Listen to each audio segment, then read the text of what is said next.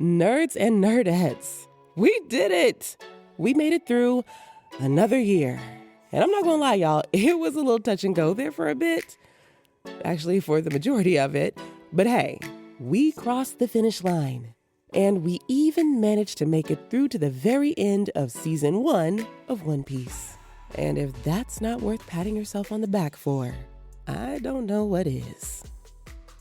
Hey there, my name is Tiffany, and I'd like to welcome you to the Elevated Otaku podcast, where we talk about how to improve your life, nurture your relationships, and how Jabber managed to drop the second hottest diss track of all of 2025. But today, I want to wish you all a happy new year.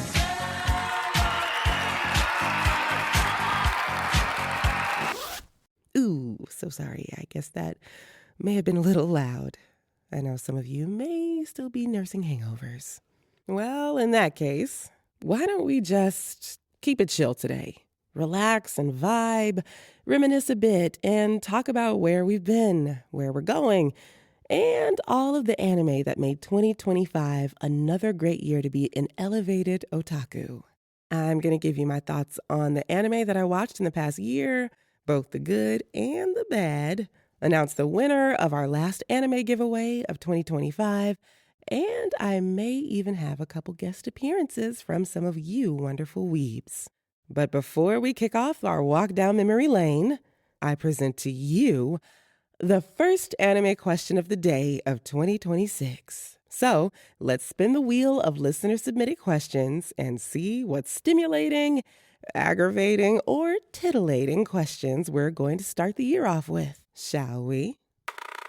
And today's question comes from Texas 2K508, and they ask, who is the biggest hater, 50 Cent or Dio Brando?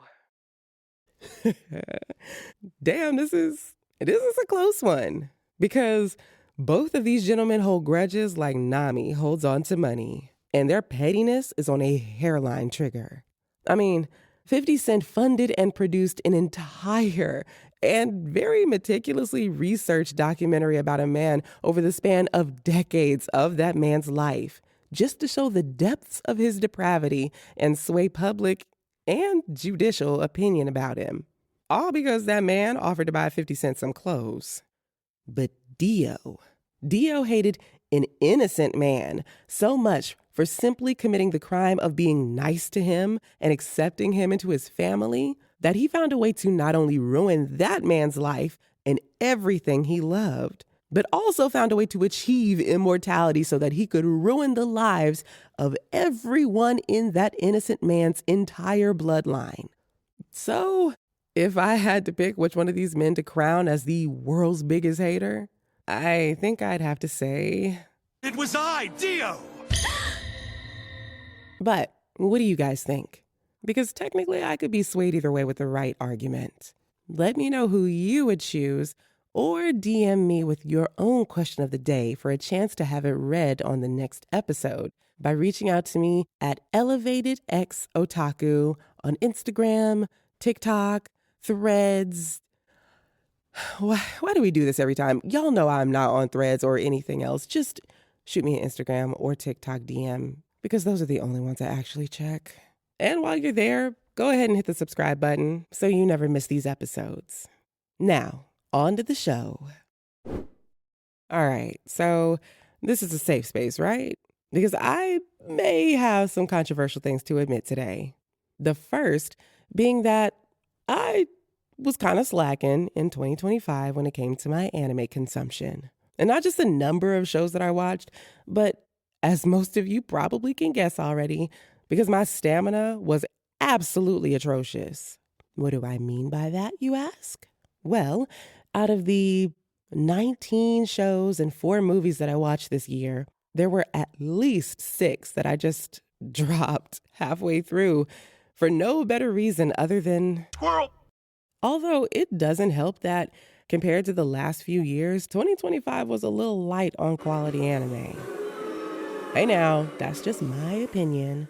But despite that, I do still have some very strong thoughts, not to mention a few hot takes, about what I did actually watch.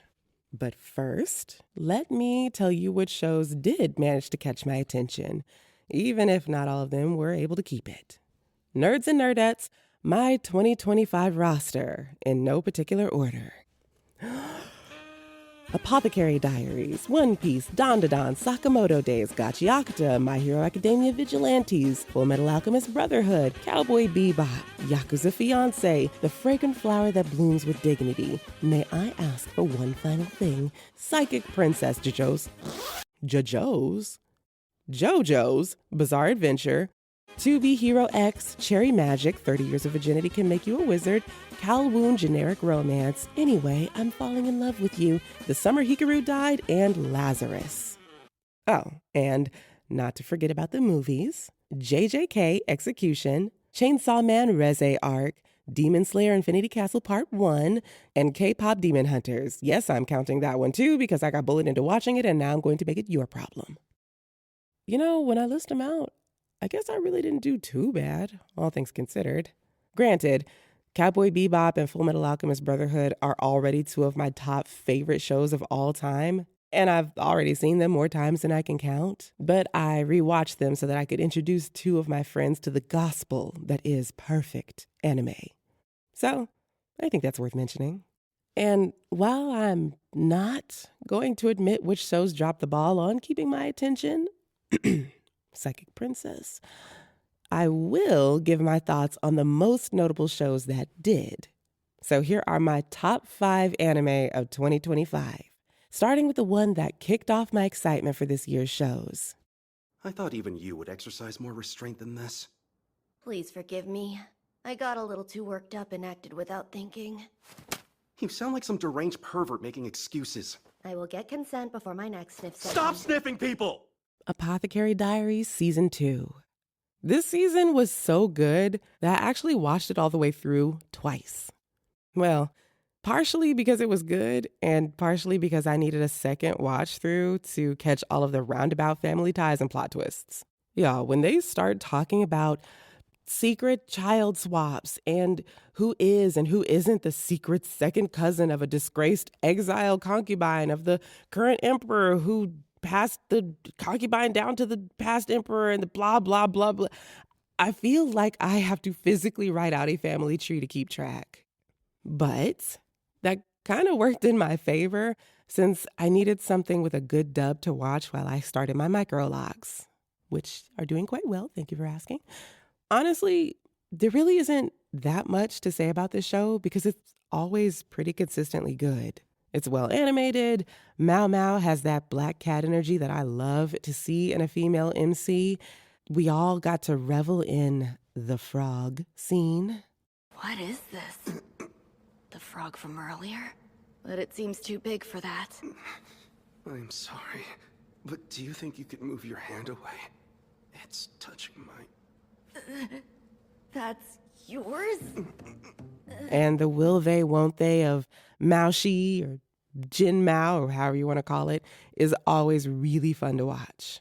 Even more so after we got to see Jin Shi put on his big boy prince pants and come to rescue his woman. I give it an 8 out of 10.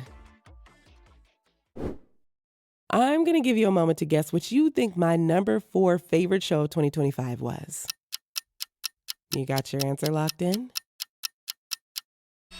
Which Gigi is it? He's making a face so I can't tell. Gigi? Momo! Okarun! You're okay! Thank God, I was super worried about you! And Auntie Seiko's here too! So looking as hot as ever! Seems like the real Gigi to me. What the hell's going on? I mean, obviously this banger was going to make the list, right? Especially considering they ended on the most weirdly timed cliffhanger ever in season 1. It almost felt like someone just stopped talking in the middle of their...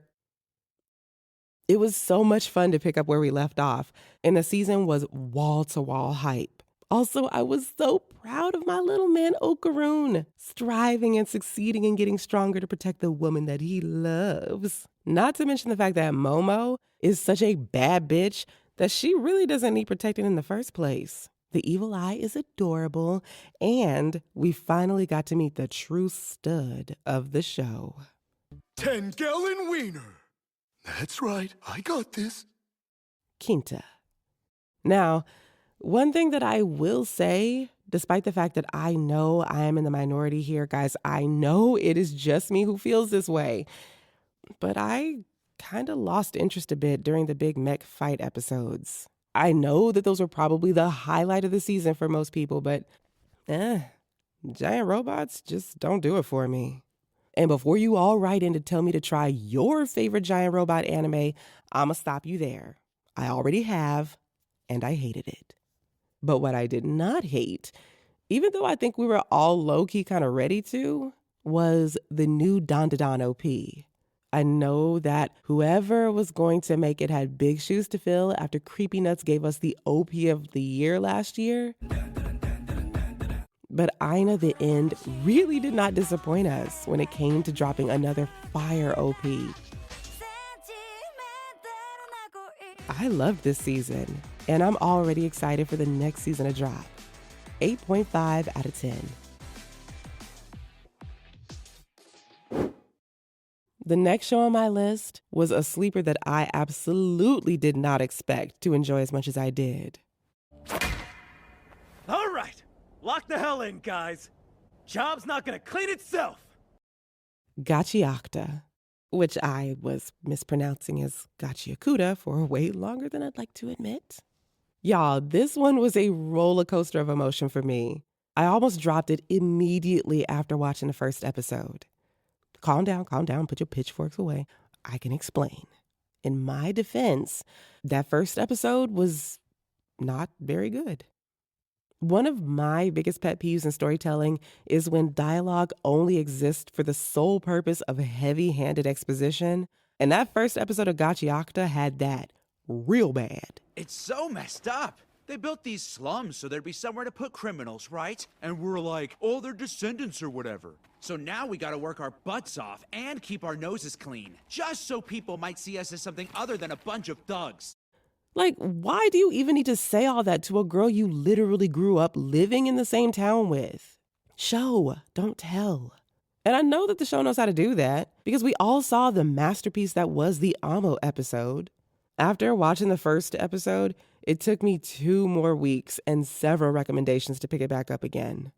And then I did. And I absolutely fell in love with it. The gritty animation, the character design, the unique power system, the diversity, the music. Even the mangaka herself became one of my 2025 obsessions because this woman is a punk rock badass queen. And speaking of obsessions, I almost had to add another anime man to my roster after I met this unhinged masochistic menace. Careful now. I can only get so erect. I have to say, sexy sociopaths aren't typically my type, but I was willing to make an exception the moment this chaotic king stepped onto the scene. Until I found out that he was only 18. And since my name is not Andrew Tate, that's still a little too ripe for me. Now, what I will say is that his is some of the best dubbed voice acting that I have ever heard. Zeno Robinson is in his bag on this one. Yo, Rudo. You got some pretty good game for a worn-out, foul-mouthed, butthurt, ratchety, short-stacked sphere, right? And you can tell that this has to be his favorite role so far. He is putting so much into it, and I am so wildly impressed. Honestly, the entire dub cast is amazing. This might be one of the best dubs I've heard in years. But this is where I have to drop another unpopular opinion. Because even though I loved this show, anytime Rudo and Zodal interacted with each other, I wanted nothing more than to skip ahead. Especially because at the same time that they were verbally, usually nonsensically, jousting with each other, the hypest fight scenes of this season were going on all around them. Zodal is just not a compelling villain to me. He speaks in circles, his motivations definitely don't motivate me, and everyone around him is so much more interesting than him. You're the one not answering questions, not me. I gave you an answer. In my own way. The rules of a conversation are I ask, you answer. Then you ask, and I answer. I loathe waste in all its forms. So please stop making me waste words. And listen. What the hell? Who tells someone they're talking wrong? Like, what the fuck are you even talking about, my dude? And honestly, I kind of have similar feelings about Rudo sometimes. I thought he was going to make it into my lovable trio of feral boys, which consists of Killua, Bakugo, and Inosuke. But I don't think he's a little too much for me. I'm just saying, instead of watching Rudo and Zodal debate the efficacy of the power of friendship, I would much rather dig into any of the side characters' backstories more. Or watch Lil Miss Blicky break the rules of anime and air out the room. I give this show 8.5, almost 9 out of 10. It got so close to being my favorite anime of the year, but those few episodes towards the end kind of fell short for me. I have so much more I could say about this series because it is so good, but I feel like I've already gone on long enough. If you haven't seen it, you need to change that post-haste because this is so worth the watch. Don't believe me? Listen to this clip from Kaleidoscope Chick about how one scene from the show managed to sneak its way in as her favorite anime moment of 2025. Hi, my name is Diamond, and one of my favorite anime moments of this year is from the new Trash anime.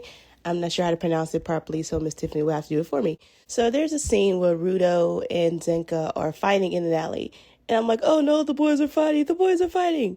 But then Rudo gets a plunger, and he just starts fighting with it, but he doesn't know what it is. So Zenka's trying to run away from the fight, and Rudo's like, oh my gosh, I found this wonderful weapon because it's so strong that he's scared of it. But he's just trying not to get poop on him. So you see them run into an alley, and you see it turn into like a Scooby-Doo-ish chase scene. And they're going back and forth, and all of a sudden, they get outside the alley. Zenko's running. There's a cat, and then Rudo has to jump over the cat, but it's in slow motion. And then Rudo slings the plunger one last time, and then the poop gets all over Zenka. And I'm like, oh no. But it's funny, the whole scene as a whole, because Rudo doesn't know what a plunger is, and he thinks it's a new weapon. So that's a really funny moment from the Trash anime this year. Okay, Kaleidoscope Chick, that scene was absolutely disgusting. And low-key paved the way for me to stop judging the show so much and sit back and enjoy the ride. And I'm glad I did. And I'm also glad that you shared. Thank you. Aside from attempting to keep up with all of the anime that came out this year, I also got to do several really cool appearances and events, which gave me a chance to meet some of you lovely listeners. And y'all know how much I love that. I got to run a few panels at different conventions. I got to do some crowd work and host some games at an amazing Halloween event for Geeky Girls Dallas. You should check them out on Instagram and Facebook if you are a geeky girl. And I got to join a really talented content creator and artist for Con Freaks and Geeks at the Anime Frontier Convention to do interviews with some of you amazing cosplayers. We're still pushing out those clips, so just be on the lookout for the steady trickle. All in all, I'd say that this was a great year for interacting with all of you, and I hope to continue to get even more and even bigger opportunities in 2026. With that being said, make sure that you subscribe if you haven't already, and feel free to share this podcast with anybody that you think might enjoy it. Also, with anybody you think may want to collaborate in the future, because success is not built on luck. And I am working hard and manifesting that this year is going to be our year. The question is, how is your luck looking? That's right. It's time to announce the winner of what was our final prize giveaway challenge of 2025. If you need a reminder, here were the trivia questions and answers from the last episode. Question number 1. In One Piece, what is the reason for Usopp's messy but temporary departure from the crew? The answer: he didn't want to give up on the Going Merry, even though Luffy and the crew knew she was beyond repair. Question number 2. In Jujutsu Kaisen, what character manipulated Junpei by pretending to be his friend with the sole purpose of using him as a weapon? The answer? That would be bum-ass Mahito. May his shoes forever be untied, and may each side of his pillow forever be warm. Question number 3. In Hunter x Hunter, what does Killua's older brother, Illumi, use to control him? The answer? A needle infused with nin placed in the back of his skull. You know, sometimes things just have a way of coming full circle, because it just so happens that the person who answered the fastest and with 3 out of 3 correct answers for our last anime giveaway is also the same person to win our first anime giveaway. And that is Dabarius J. Come on down, sir, and claim some anime merch from your favorite show. And while he's doing his victory lap, I would like to thank all of you who played along this year, who answered the trivia questions, and who got your hands on some merch for yourself. This next year, I do still want to keep these giveaways going, but I have something fun in the works to make the challenges more dynamic. So make sure you subscribe to the podcast so that you have a chance of being our next winner. All right, now, I still owe you my top 2 favorite anime of 2025. And this is where you might get a little nitpicky, because my favorite anime this year weren't shows, they were movies. And I'm sure with that alone, you can guess which 2 they are. Though, can you guess in which order? My number 2 favorite anime of the year was...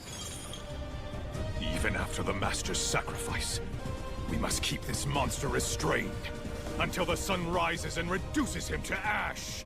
Stone breathing. Full disclosure, this entry should probably have an asterisk by it, because even though I did love it, I almost disliked it in equal measure. Let me explain. The Demon Slayer Infinity Castle movie was absolutely beautiful.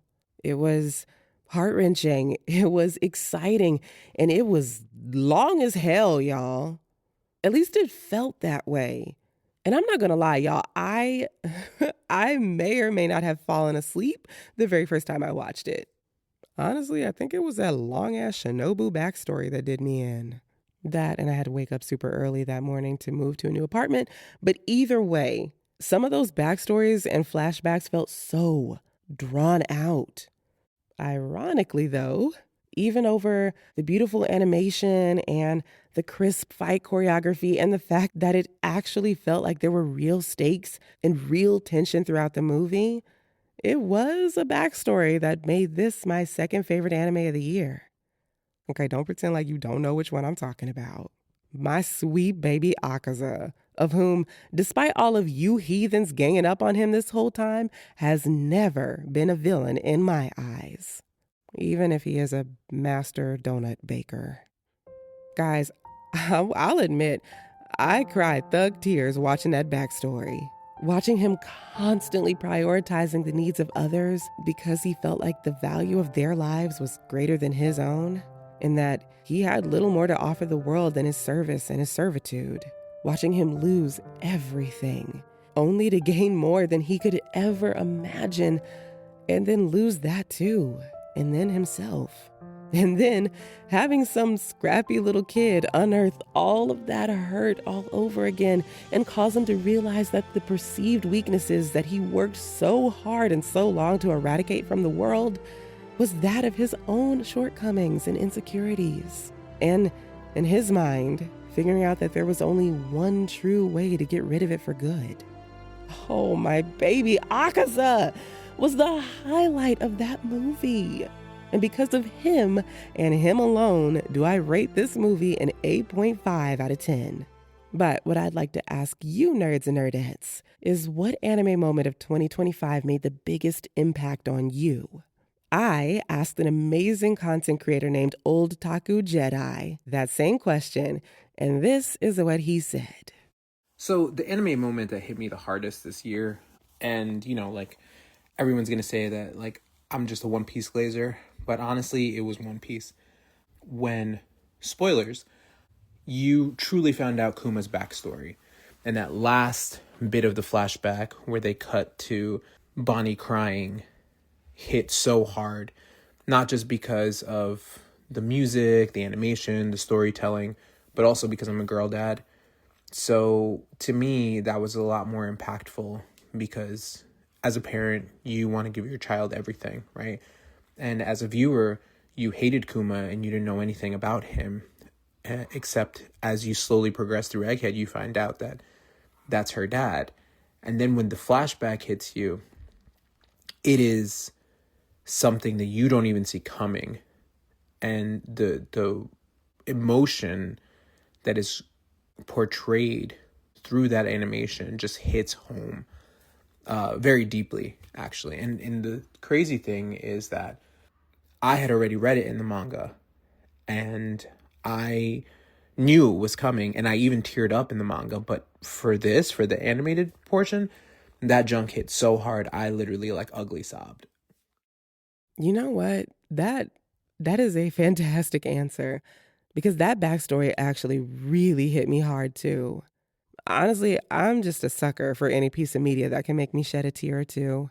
And if you guys are not already following Old Taku Jedi, you probably need to take the time to fix that and check him out on Instagram. He's super funny. You guys won't be disappointed.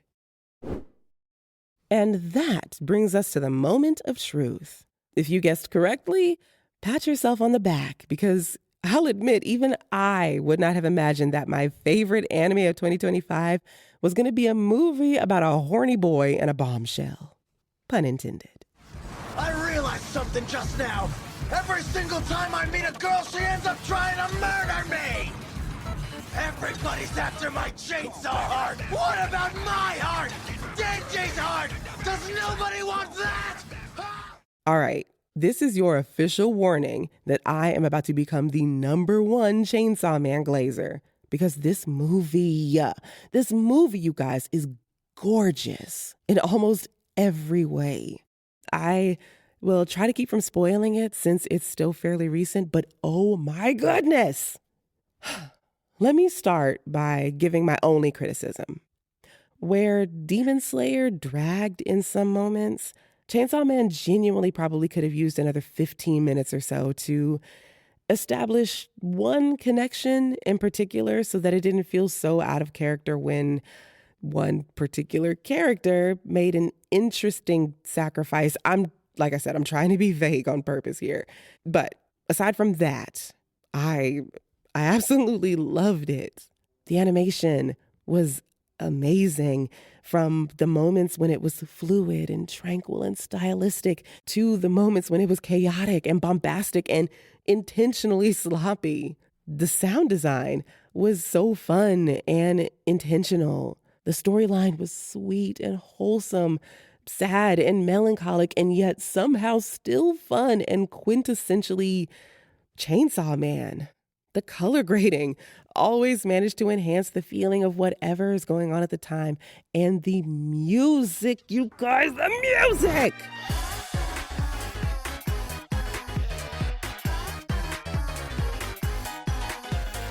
Oh, some of you may already know that I'm a musician, but if you didn't already, I played the viola since I was in elementary school, and I was a jazz and R&B singer for a number of years. So when I tell you that this score is absolutely enchanting, I am not being hyperbolic. Kenshi Yonezu was once again and always in his bag on this one. Chainsaw Man has always been a technical masterpiece, visually and audibly, and this movie just added to it. And if you're wondering why the hell I'm gushing so hard about an anime about a boy who just wants to grab some tig old biddies, then you need to watch it again with your eyes open this time. Chainsaw Man has always been about an abused boy who has nothing and no one in his corner, fighting for the bare minimum. The things that we all take for granted, the things that we all need to simply just survive, let alone thrive. Is it really a good place? Sure, I mean, it's pretty much cool as shit. Those guys feed me 3 meals a day. Plus, I get a futon. bare minimum standard of living in Japan. Not something you should celebrate. I add Denji to the list of anime boys that I just want to give a long hug and some words of affirmation to, right alongside Yuji Itadori. But since I can't do that, the least I can do is name Chainsaw Man Reze Arc, my number one anime of 2025. 9 out of 10. Also, so sorry, this is nothing to do with Chainsaw Man. Just a little caveat, since we did mention Yuji, I just want to speak directly to Naoya. You get your hands off my baby Choso like that. I saw you hitting him in the face, and you don't need to be doing all that. It's the moneymaker. You keep your hands off, mister. Okay, moving on. We've spent a lot of time gushing about the good anime that came out this year. But if One Punch Man Season 3 showed us anything, it's that 2025 didn't just give us peak. There were definitely some duds thrown in there. So, I'd like to acknowledge one more very special anime that aired last year. Ahem. The award for being the most disappointing anime of 2025 goes to Lazarus. This was actually probably the show that I was looking forward to the very most. It had a cool concept. The animation and the art style looked great, and the cast looked diverse and dynamic, and I just knew that the music was going to be on point. Why was I so confident? Because it was the latest release by Shinichiro Watanabe, the mangaka that created my absolute favorite anime, Cowboy Bebop. Not only Cowboy Bebop, but also another 10 out of 10 anime, Samurai Champloo. This man is talented. So when it finally came out, I got a snack, I made myself a drink, and I got cozy. And the first episode was incredibly okay. It was exactly fine. But I didn't let that discourage me because, sometimes shows just need a little bit of time to ramp up, right? So every week, I waited for the show to become my new favorite anime. And every week, I was disappointed by the lackluster carbon copies of characters that I've already seen and loved in other Watanabe shows. By the plot that tried to progress, and a story that felt so rushed, and yet dragged so much somehow. Also, the dub was fucking atrocious, and there wasn't even a Japanese sub to fall back on. This damn show broke my heart, and after a while, I had to be forced by someone else to actually finish it. It just felt like Watanabe was trying to relive the glory days from other shows, but without coming up with a novel concept. The tropes are all the same as all his other works, and I don't know, it just didn't hit like I wanted it to. I mean, at least the music was decent, I guess. 6 out of 10. Would not recommend. Now, if you happen to be one of the 7 people who did genuinely enjoy that show, hey, more power to you. It just wasn't for me. But I don't want to be the only one defending my hot takes against the masses. So I roped in another loyal listener to drop one of his spiciest unpopular opinions. The opinion that'll get me kicked out of the group chat and almost got me kicked off the Tapeworm server was that Zenitsu is one of the worst written characters in anime. We can start with him being the comedic lecherous trope. Boo. Then he is a coward that has to be asleep to be useful in a fight. Is that supposed to be funny? And we sat through how many seasons of this where he was sleepwalking his way through the series, only for him to find conviction now, after all this time? Tigers don't change their stripes that quickly. We have a much better example of this type of character in Stark from Frieren. He's the same type of character that does not want to fight. He's used for comedic relief.